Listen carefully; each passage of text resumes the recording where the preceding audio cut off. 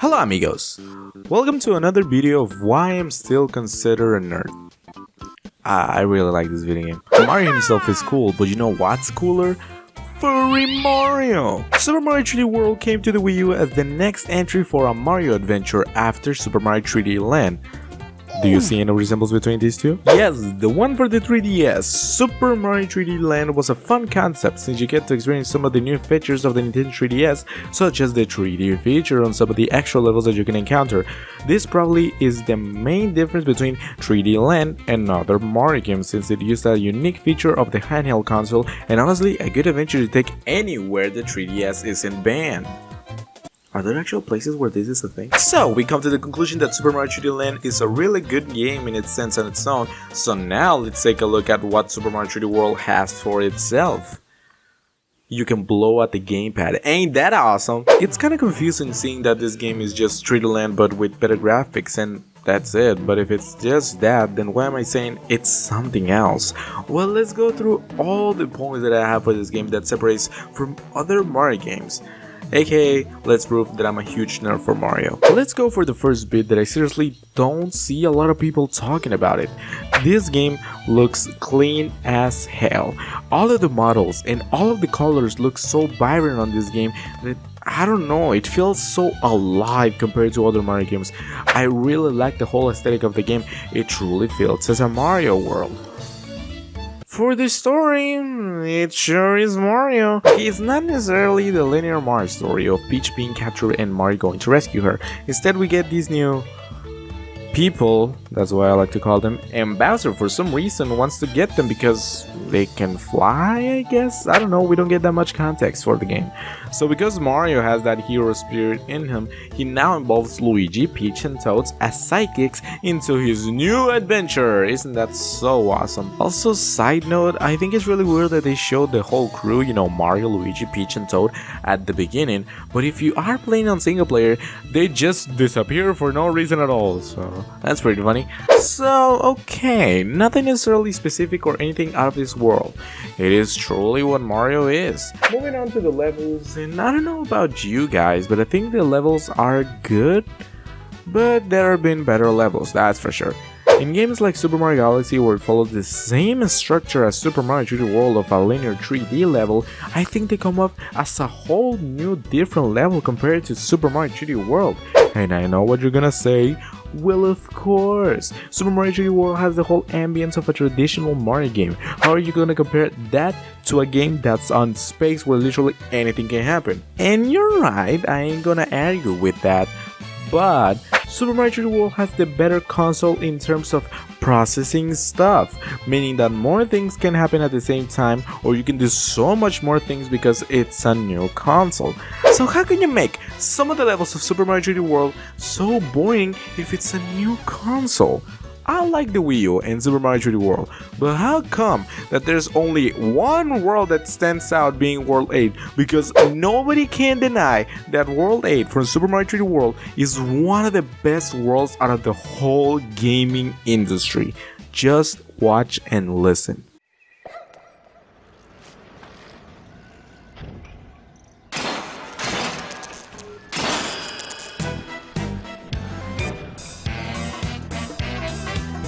But besides from the perfect World 8, I don't think that there's another as significantly important as the one that I've just mentioned, and that's kind of a bummer since it truly had the potential to have remarkable worlds, but I also get the vibe that we're trying to hit with this game. Nothing necessarily special, but also not that boring. Another thing that doesn't necessarily fit in with me is that no other Mario characters than the original characters make an appearance on this game. No Birdo or even Yoshi make an appearance, and it truly seems weird seeing him replaced with the T-Rex from Jurassic Park. Other bosses like the Koopalings or my favorite villain Piranha doesn't make an appearance, but instead replaced with Giant Snake or this clown that I kinda like since there are new characters. But come on, there's also more characters, so no need to make new ones, at least that's what I think. Characters like Pom Pom or Boom Boom, I don't know, I really don't like how they are trying to make these characters a thing. featuring the main recent games such as Mario Tennis Aces, this feels so boring or so ordinary. What is so important about these characters? Saying their name twice? Oh my god, Moto was right. The name's so nice, you gotta say it twice. Comparing these new enemies with some new ones from Mario Odyssey, and you can truly see what an original character looks like. Although I truly love the ideas for some of the bosses, I think they can be done with ease and don't feel like an actual boss level. It more feels like another level and not necessarily something complicated or mildly difficult. Moving on to the gameplay itself. It sure is Mario. No moves out of the ordinary, and it shows what Mario can do on a regular basis, and that's basically the whole point of the game. Nintendo wanted this game to be as simple as possible and show the world what Mario can do. He can become a cat. Just like in the Nintendo Wii with New Super Mario Bros. Wii that made sure how a scroller level should be for Mario, and no doubt they keep that tradition alive.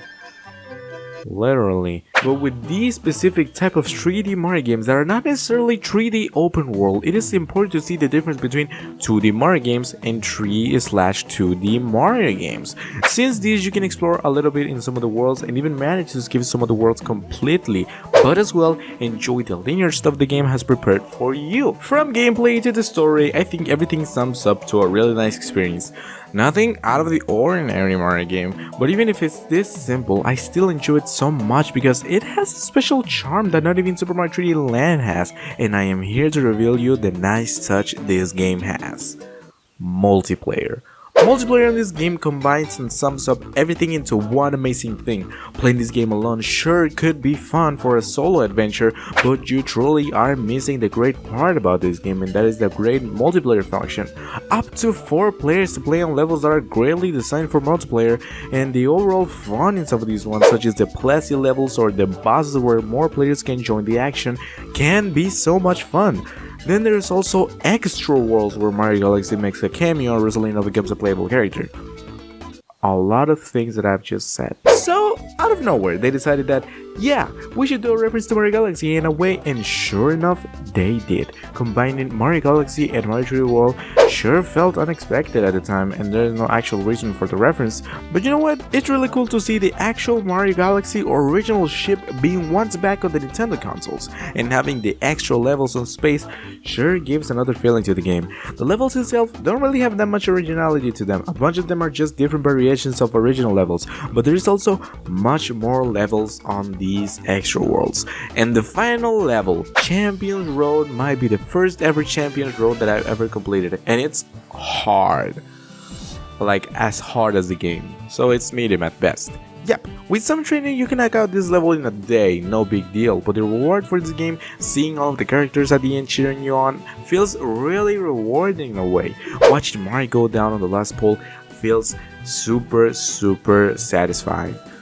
And that's it for the rewards, because I don't feel anything special seeing 5 glowing stars on the menu. Overall, this game is fun alone, but with friends it's 10 times more awesome. Because it doesn't necessarily add anything special, but the whole combination of a classic Mario adventure for everyone to understand feels so nostalgic, seeing how they didn't went all that with this game, but that's the whole point. And there's also some other bits such as the Captain Toad levels that are so much fun. It's just a different concept to the Mario levels we've been playing. It was a different mechanic since Captain Toad doesn't have the same moves as Mario does. It is really complicated for him to grab the stars, but because of the power of the gamepad we can help Captain Toad to get these stars. And also this concept of Captain Toad levels actually became its own game, which is pretty cool if you ask me. But probably the best part about this game clearly is Big Luigi.